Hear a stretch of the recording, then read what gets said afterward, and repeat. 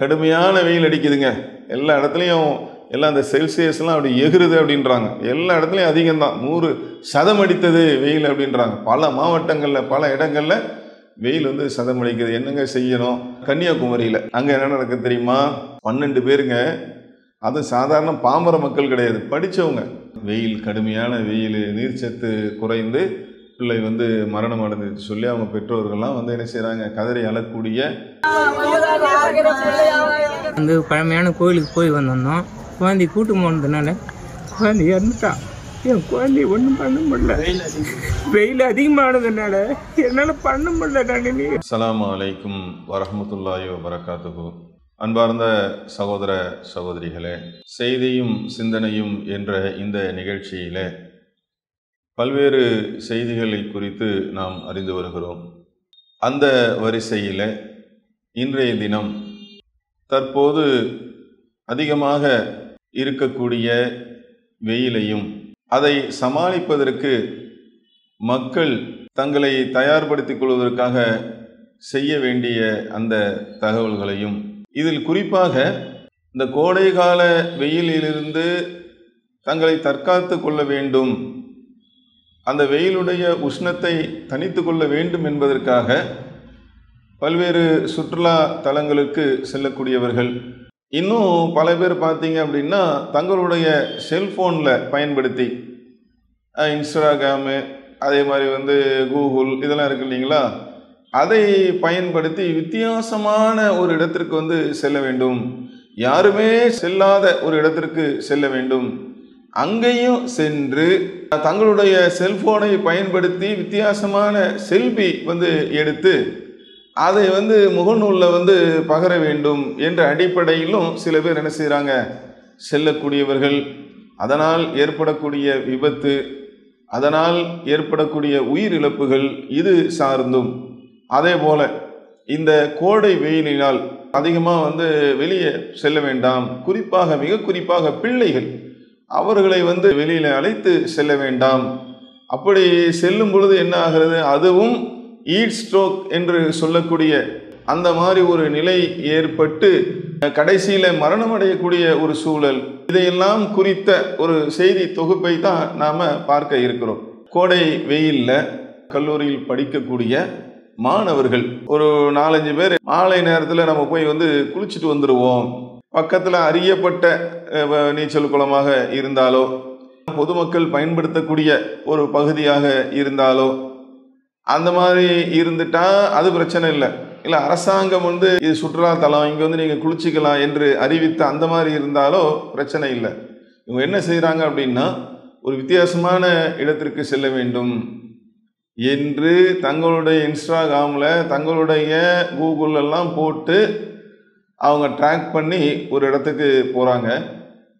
அந்த இடம் எப்படிப்பட்ட இடம்னு பார்த்தீங்கன்னா, போலீஸ் அந்த வட்டத்துக்கு உட்பட்ட கீரப்பாக்கம் என்று சொல்லக்கூடிய ஒரு இடத்துல 10 ஆண்டுகளுக்கு முன்னால் மூடப்பட்ட கல் குவாரி. அது கிட்டத்தட்ட 300 அடி ஆழம்.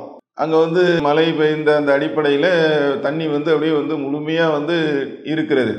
குளிப்பதற்காக செல்லுகிறார்கள். இதே தான் செல்ஃபோனை எடுக்கிறது, ஒருத்தர் உள்ள இறங்கக்கூடிய அந்த நேரத்தில், பாறையில் நிற்கக்கூடிய அந்த நேரத்தில் ஃபோட்டோ வந்து எடுக்க வேண்டும். அதுதானங்க இன்றைக்கி நடக்குது. இன்றைக்கி பார்த்தீங்க அப்படின்னா நிறைய பேருக்கு இந்த பித்து பிடித்திருக்கிறது. என்னன்னாலும் வந்து செல்ஃபி, அதை எடுத்து ஃபேஸ்புக்கில் போடணும், அவங்க பக்கத்தில் போடணும், எத்தனை லைக் வருது.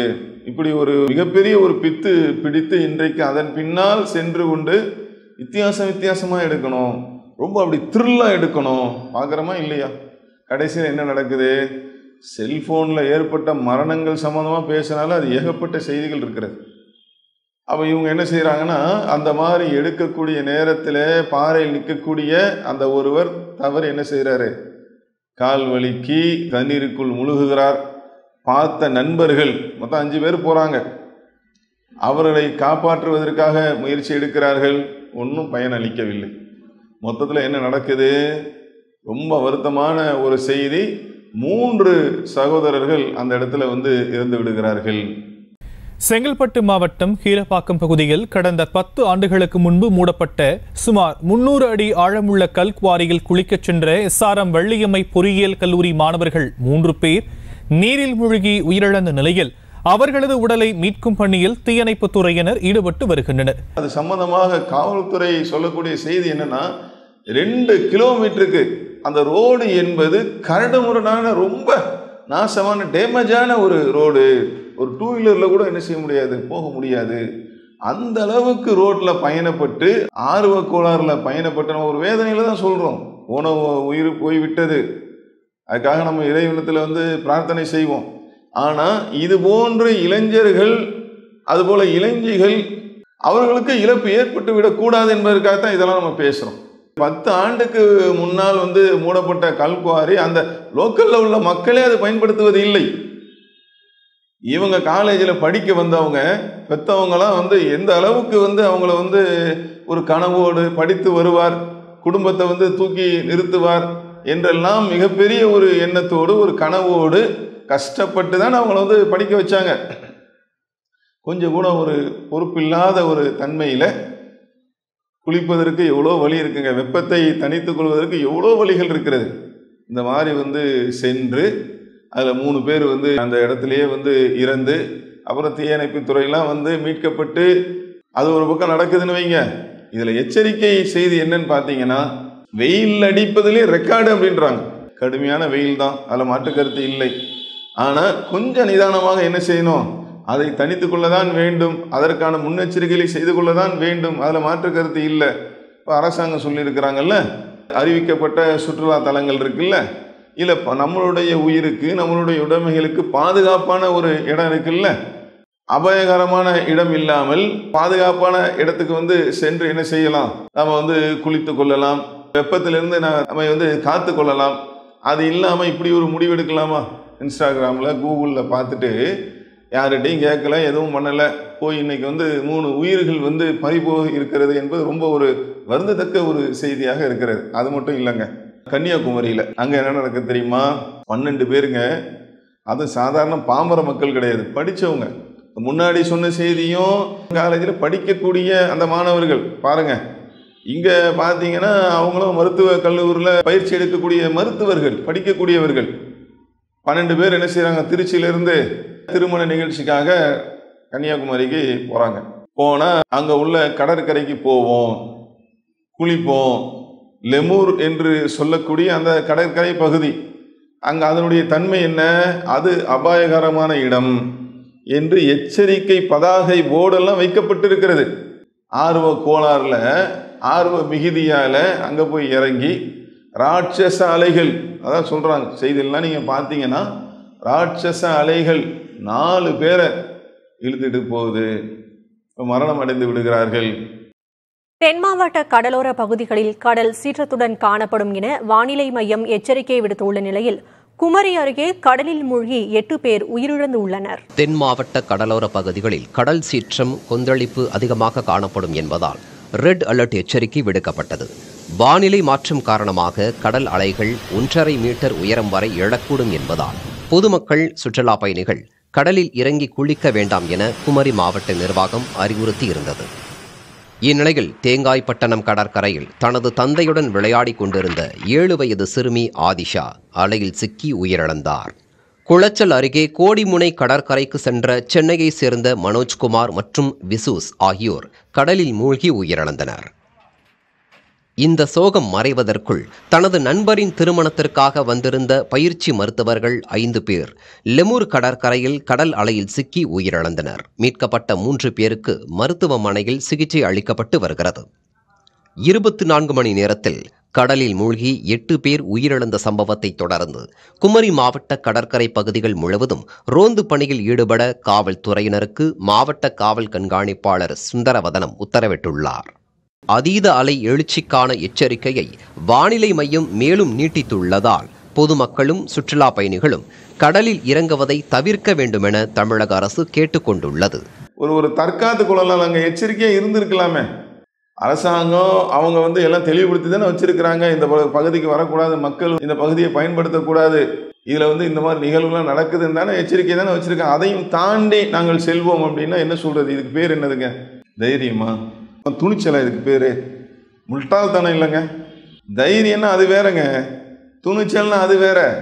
ஏங்க எச்சரிக்கையாக வைத்திருக்கிறாங்க. அங்கே போனால் கண்டிப்பாக அபாயம்தான், அங்கே போனால் பிரச்சனை தான் அப்படின்னு இருக்கிற இடத்துல நான் போய் அந்த மாதிரி வந்து செய்கிறது வந்து அதுக்கு பேர் தைரியமா? அதுக்கு பேர் துணிச்சலா? அதுக்கு பேர் வந்து முட்டாள்தனம். இப்போ எதுக்காக நம்ம இந்த தகவலெல்லாம் சொல்கிறோன்னா, அன்பார்ந்த சகோதர சகோதரிகளே, இப்படி ஒரு முடிவு வந்து இனி வந்து யாருக்கும் வந்து ஏற்பட்டு விடக்கூடாது. கடவுள் கையில் தான் அனைத்தும் இருக்கிறது. நாம் எச்சரிக்கையாக செயல்பட வேண்டும். நமக்கு கடவுள் அறிவு கொடுத்துருக்கிறாருல்ல. இன்னொரு இடத்துல பார்த்தீங்கன்னா, ஒரு அம்மாவும் ஒரு குழந்தையுங்க இதே மாதிரி கோடைகால லீவில் விடுமுறையில் அந்த பிள்ளைகளை வந்து என்ன செய்கிறாங்க, இந்த வெயிலுக்காக தினமும் வந்து கிணத்துக்கு கூட்டு போய், ராணிப்பேட்டை பகுதியில் நடக்கக்கூடிய ஒரு நிகழ்வு, தினமும் இது மாதிரி நடக்குது. ஒரு நாள் போன 3 பேருமே வந்து திரும்பி வரவில்லை. அப்புறம் பார்த்தீங்கன்னா குழந்தைகளுடைய தந்தை, இந்த சகோதரருடைய கணவர் என்ன செய்கிறாரு, சுரேஷ் அவர் பேர், பரிதவித்து அங்கேயும் இங்கேயும் தேடுறாரு. ஒரு குழந்தை உடைய உடல் மட்டும் கிணத்து தண்ணீரில் மேலே வருகிறது. பார்த்து பரிதவித்து போய் அதன் பிறகு தீயணைப்புத்துறை எல்லாரும் வந்து பார்த்தா ஒருத்தருக்கு ஒருத்தர் உடலாக மீட்கப்பட்டு, கேட்கும்போதே வந்து ரொம்ப வருத்தமாக இல்லைங்க. இவங்க போகிறதா இருந்தால் குழந்தைங்களுக்கு நீச்சல் கற்றுக் கொடுப்பதற்கு அதுக்கென்றே சில இடங்களை வந்து இருக்குல்லங்க. இல்லைன்னா என்ன செய்யணும், சரி எங்கள் பகுதியில் இங்கே தான் அப்படின்னா அதற்கென்று இன்னும் சில சகோதரர்கள் இருந்திருப்பாங்க, அண்ணன் தம்பி எல்லாம் கணவர், இந்த மாதிரி யாராவது ஒரு ஆண் துணையோடு நல்ல நீச்சல் பயிற்சி எடுத்த அந்த மாதிரி கூட்டு போயிருக்கணும்ல. எதுக்காக நான் சொல்ல வரேன்னா, நீங்கள் எல்லாத்தையும் அப்படி தொகுத்து பார்த்தீங்க அப்படின்னா இதில் நமக்கு தெரியக்கூடிய ஒன்று நடந்து முடிந்து விட்டது. நம்ம காயப்படுத்துறதுக்கு சொல்லலை. அவங்களுடைய பெற்றோருடைய வேதனைகள், யார் கண்டிப்பாக வந்து இறந்தாலும், பிள்ளைகள் இறந்தாலும் எவ்வளோ வேதனைகள் இருக்கும். அவன் இவங்களுக்கு எல்லாத்தையுமே நீங்கள் கவனித்து பார்த்தீங்கன்னா அங்கே வந்து என்ன இருக்குது அப்படின்னா, துணிவு என்கின்ற ஒரு பேரில் இருக்கக்கூடிய அந்த அசால்ட் இருக்குது பாருங்கள், அலட்சியம், ஒரு விதமான அலட்சியம் அங்கே இருக்கிறது. இந்த ஆரம்ப சொன்ன அந்த நிகழ்வில் யார்கிட்டையும் வந்து கேட்கலை, யார்கிட்டையும் விசாரிக்கலை. இவங்க பாட்டு 2 கிலோமீட்டர் கரடு முரடான பாதையில் போகிறாங்க, பாறையில் ஏறுறாங்க, எவ்வளோ ஆழம் தெரியல, நீச்சலும் தெரியல. எப்படி பாருங்க, எங்கே நின்றா கரை, எங்கே நின்றா ஆழம், எங்கே நின்றா முழுகும், ஒன்றும் தெரியல. என்ன ஏன் இன்ஸ்டாகிராமு அதில் பார்த்துக்கிட்டு போகிறது இல்லையா? அப்போ அந்த பெற்றோர்கள் எவ்வளோ துயரத்தில் இருப்பாங்க. அடுத்து நடந்த சம்பவம் பாருங்க, திருச்சியிலேருந்து வந்திருக்கிறாங்க. லெமூர் என்ற பகுதியில் இருக்க கடற்கரை பற்றி உங்களுக்கு தெரியுமா? இத்தனைக்கும் அங்கே வந்து எச்சரிக்கை போர்டெலாம் வச்சுருக்கிறாங்கல்ல, அங்கே வந்து போகலாமா, லோக்கலில் உள்ள யார்ட்டையாவது வந்து கேட்டிருக்கணும்ல. அதை வந்து அசட்டு தைரியம் போனாங்க. அவங்க ராட்சச அலையில் சிக்கி கொண்டார்கள். இங்கேயும் அதானுங்க, குழந்தைய கூப்பிட்டு அந்த அம்மா போகிறாங்க அப்படின்னா யாராவது நல்ல நீச்சல் தெரிந்தவர்கள், பழகியவர்கள் கூட யாராவது அழைச்சிட்டு போயிருக்கலாம், அண்ணன் தம்பி யாரையாவது. ஒன்றும் இல்லாமல் என்ன ஆயிடுச்சு, மொத்தத்தில் அந்த குழந்தைகளும் இறந்து, அந்த தாயும் இறந்து, அந்த தந்தைக்கு எப்படி இருந்திருக்கும், அந்த கணவருக்கு எப்படி இருந்திருக்கும். கதறி அழக்கூடிய நிகழ்வுகள் என்பது பார்க்கக்கூடியவர்களுடைய உள்ளத்தை உருக்கக்கூடிய ஒன்றாக இருக்கிறது. அப்போ நம்ம சொல்லக்கூடிய செய்தி என்னன்னு பார்த்தீங்கன்னா, கடவுள் நமக்கு அறிவை தந்திருக்கிறார். அதை பயன்படுத்தி என்ன செய்யணும், நம்மளுடைய பாதுகாப்பை நாம் வந்து உறுதிப்படுத்தி கொள்ள வேண்டும். ஏங்க வெயிலிருந்து பாதுகாத்து கொள்ளணும், அதனால் நமக்கு எதுவும் வந்துடக்கூடாது அப்படின்ற ஒரு ஒன்றுக்காகத்தானங்க குளிக்கிறதுக்கு நீர்நிலை தேடி வந்து போகிறாங்க. நீர்நிலைகள்னால ஆபத்து வந்துடக்கூடாது, அதை பார்க்கணும்ல. இது நீர்நிலைகளில் இறங்கி குளிக்க சென்ற இடங்களில் ஏற்பட்ட விளைவுகள். கடுமையான வெயில் அடிக்குதுங்க, எல்லா இடத்துலையும் எல்லாம் அந்த செல்சியஸ்லாம் அப்படி எகுறுது அப்படின்றாங்க. எல்லா இடத்துலையும் அதிகம்தான், 100% அடித்தது வெயில் அப்படின்றாங்க. பல மாவட்டங்களில் பல இடங்களில் வெயில் வந்து சதம் அடிக்குது. என்னங்க செய்யணும், 11 மணிலேருந்து 3 மணி வரைக்கும் நீ எங்கேயும் போகாதீங்க. பொதுவாக எல்லாருக்குமே சொல்கிறாங்க, பெரியவர்கள் எல்லாருக்குமே சொல்கிறாங்க, குறிப்பாக பிள்ளைகளுக்கு. ஏன்னா இந்த கோடை காலத்தில் பிள்ளைகள்லாம் என்ன செய்வாங்க, வீடுகளில் இருப்பாங்க. இப்போ அதுக்காகத்தானே கோடை பரீட்சையெல்லாம் வச்சு லீவ் விடுறதுக்கு முக்கியமான காரணம் கூட அதுதானே, வெயில் நேரத்தில் வீட்டில் இருக்கணும் அப்படின்ட்டு. ஆனால் சில இடங்கள் என்ன நடக்குதுன்னு பார்த்தீங்கன்னா, அந்த பெற்றோர்களுடைய சொல் பேச்சை மீறி பிள்ளைகள் வந்து வெளியில் நின்று விளையாடுறது, தண்ணி தாகம் வந்து எடுக்கிறது, வெயில் சுட்டரிக்கிற வெயிலில் போய் நிற்கிறது, இந்த மாதிரி விஷயங்களை வந்து தவிர்க்க வேண்டும். ஏன்னா ஹீட் ஸ்ட்ரோக் என்று சொல்லக்கூடிய அப்படி ஒன்று வந்து ஏற்படுகிறது. அது ஏற்பட்டு மரணித்த நபர்கள் எல்லாம் வந்து செய்தியில நம்ம பார்த்திருக்கிறோம். வேலைக்காக வெயிலில் செல்வோரை மிரட்டுகிறது ஹீட் ஸ்ட்ரோக் எனும் வெப்ப பக்கவாதம். உடல் சூடு 40 டிகிரிக்கு மேல் அதிகரிக்க, நீர் சத்தும் குறையும் போது தாக்குவதுதான் ஹீட் ஸ்ட்ரோக். ஒரு கட்டத்தில் உடல் உறுப்புகள் செயலிழக்க உயிரையும் பறிக்கிறது. அதனால மல்டி ஆர்கன் ஃபெயிலியர், மல்டி ஆர்கன்னா பல உறுப்புகள் வந்து செயலிழக்க தொடங்கும். அதில் குறிப்பாக ஈரல் பாதிக்கப்படலாம், இதயம் பாதிக்கப்படலாம், பிரெயின் பாதிக்கப்படலாம், வலிப்பு ஏற்படலாம், மயங்கி விழலாம். மயங்கி விழுவது மட்டுமல்ல, அதோடு அவர்கள் வந்து உயிரிழப்பும் ஏற்படலாம். சென்னை மீஞ்சூரில் கால்கள் மரத்து போன விழுப்புரம் கொத்தனாருக்கு ஹீட் ஸ்ட்ரோக்கால் கணையம், கல்லீரல், சிறுநீரக பாதிப்பு அறியப்பட்டது. சென்னை ராஜீவ்காந்தி மருத்துவமனையில் சிகிச்சைக்காக சேர்க்கப்பட்டவர் உடல்நலம் தேறி வருகிறார். இதுபோல் மீஞ்சூரில் கட்டிடப் பணி செய்து வந்த வடமாநில தொழிலாளி சச்சன் மயக்கமடைந்துள்ளார். மருத்துவமனைக்கு கொண்டு வரப்பட்ட அவர் ஹீட் ஸ்ட்ரோக்கால் உயிரிழந்து விட்டார் என தெரிவிக்கப்பட்டுள்ளது. அது குறித்து மருத்துவர்கள் என்ன சொல்றாங்க தெரியுமா? ஹீட் ஸ்ட்ரோக் என்பது மிக கொடுமையான ஒன்று. மற்ற ஏற்படக்கூடிய வியாதிகள், மற்ற உடல்நிலை சார்ந்த குறைபாடுகள், அதையெல்லாம் விட இந்த ஹீட் ஸ்ட்ரோக் என்பது மிக கொடூரமான ஒன்று. என்ன காரணம்? இது எடுத்தவொன்னே மூளையைத்தான் வந்து தாக்குகிறது. உடல்ல உள்ள நீர் சத்து குறைந்தவுடன் உடனடியாக போய் என்ன செய்யுது? மூளையைத்தான் வந்து தாக்குது. அப்போ மூளை வந்து குழம்பிய நிலையில் மற்ற உறுப்புகள் எல்லாம் பாதிக்கப்பட்டு பாடியுடைய சூடு வந்து பார்த்தீங்கன்னா அது 100 சில்லறைக்கு மேலே போதாம். அப்போ மூளை பாதிக்குதான். அதனுடைய தொடர்ச்சியாக மற்ற உறுப்புகள் எல்லாம் வந்து பாதிக்கப்பட்டு கடைசியில் மரணம் வரைக்கும் வந்துடும். இது கூட பார்த்தீங்க அப்படின்னா அந்த ராணிப்பேட்டை என்ற ஒரு பகுதி, இங்கே வந்து தொடர்ச்சியாக பார்த்தீங்கன்னா நம்ம வானிலை அறிக்கை இதெல்லாம் பார்த்தீங்கன்னா தொடர்ச்சியாக அதிகமாக வந்து 100 டிகிரிக்கு மேலே இருக்குது அப்படின்னு சொல்லக்கூடிய செய்திகளை நம்ம பார்க்கலாம். அர்ஷத் என்று சொல்லக்கூடிய அந்த சிறுவன், 14 வயசு சிறுவன் வந்து இந்த மாதிரி வந்து ஹீட் ஸ்ட்ரோக் ஏற்பட்டு மரணமடைந்த ஒரு நிகழ்வு தான் அது. அதை உச்சி வெயில்னு சொல்லுவாங்க. ஒரு 10-11 மணிக்கு மேலே கோடை விடுமுறை அதை வந்து கழிக்க வேண்டும் என்பதற்காக அவங்க குடும்பத்தோடு தான் என்ன செய்கிறாங்க? பயணிக்கிறார்கள். கடுமையான அந்த வெயிலில் என்ன செய்கிறாங்கன்னா மலையில் ஏறுறாங்கங்க. மலையில் ஏறக்கூடிய நேரத்தில் பையனுக்கு வந்து என்ன செய்யுது? வாந்தி வருகிறது, தண்ணி தாகம் எடுக்கிறது, லேசாக மூச்சு திணறல் மாதிரி வருகிறது. அப்போ கொஞ்சம் நேரம் என்ன செய்கிறாங்க? தண்ணிலாம் கொடுத்து ஆசுவாசப்படுத்தி மீண்டும் அவர்கள் பயணத்தை தொடர்கிறார்கள். என்ன நிகழ்வு?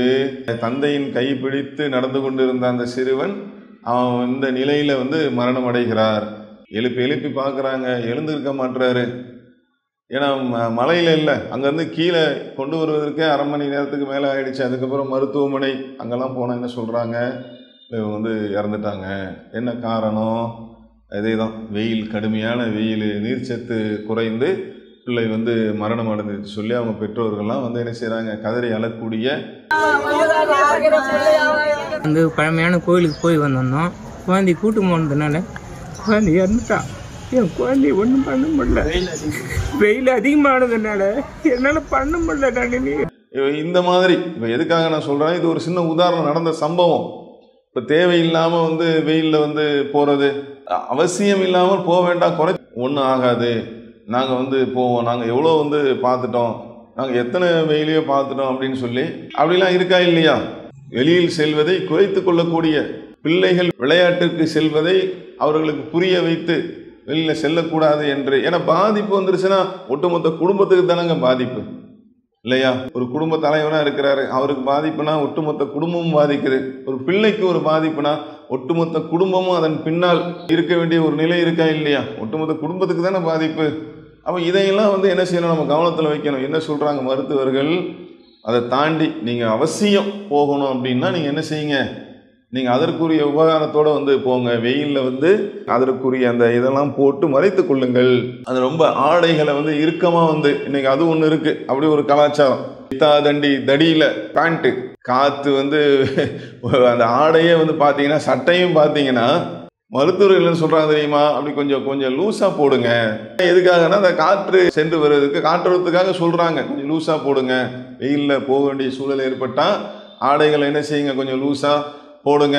நீர் மோர் இருக்குல்ல அதை நீங்கள் வந்து எடுத்துகிட்டு போங்க. அதில் கொஞ்சம் சர்க்கரை இல்லை உப்பு ஏதாவது சேர்த்துக்கிட்டு நீங்கள் அவ்வப்போது கொஞ்சம் நேரத்துக்கு ஒரு வாட்டி வந்து குடிச்சிக்கோங்க. தேவைப்படும் போது முதல்ல வந்து வெளியில் போகிறத வந்து தவிர்த்துக்க சொல்கிறாங்க. அதை தாண்டி வெளியில் போய் தான் ஆகணும். பிள்ளைகள் வந்து ஏதாவது ஒரு இடத்துக்கு கண்டிப்பாக போய் தான் ஆகணும் அப்படின்னா அதற்குரிய வழிமுறையும் தலையை மறைத்து கொள்ளுங்கள். ஆடையை வந்து நீ ஃப்ரீயாக வந்து லூஸாக வந்து போடுங்க. அதே மாதிரி வந்து போகக்கூடிய நேரத்தில் மோர் அந்த மாதிரி வந்து கையில் வந்து எடுத்துகிட்டு போங்க என்றெல்லாம் சொல்கிறாங்க. என்ன காரணம்?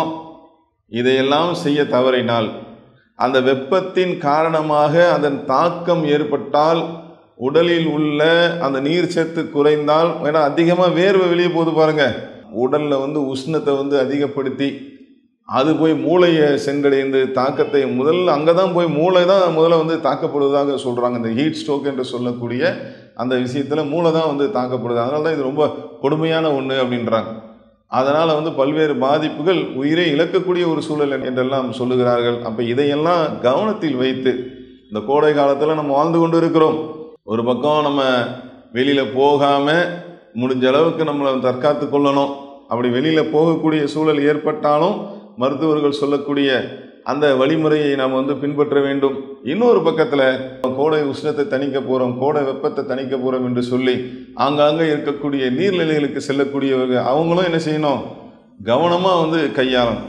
இது வந்து ஆபத்து இல்லாத பகுதியா, ரொம்ப ஆழமாக இல்லாத பகுதியா, அப்படி நின்று நம்ம போயிட்டு வந்து குளித்து விட்டு வந்துவிட முடியுமா என்றெல்லாம் தெரிந்து அந்த பகுதிகளுக்கு சென்று மொத்தத்தில் எச்சரிக்கை உணர்வோடு நாம் செயல்பட வேண்டும். இந்த கோடையில் நம்ம நம்மை தற்காத்து கொள்ள வேண்டும் என்பதற்காகத்தான் இந்த செய்தி. இதன் மூலமாக நம்மளுடைய உயிர் இழப்பு என்பதை தவிர்த்து கொள்ளக்கூடியவர்களாக நம்ம இருக்க வேண்டும் என்று சொல்லி நிறைவு செய்கிறேன். அஸ்ஸலாமு அலைக்கும் வரஹ்மத்துல்லாஹி வபரகாத்துஹு. இஸ்லாம் மற்றும் சமுதாய செய்திகளை அறிந்து கொள்ள தமிழ்நாடு தௌஹீத் ஜமாஅத் யூடியூப் பக்கத்தை உடனடியாக சப்ஸ்கிரைப் செய்து கொள்ளுங்கள். மேலும் பெல் பட்டனையும் கிளிக் செய்து கொள்ளுங்கள்.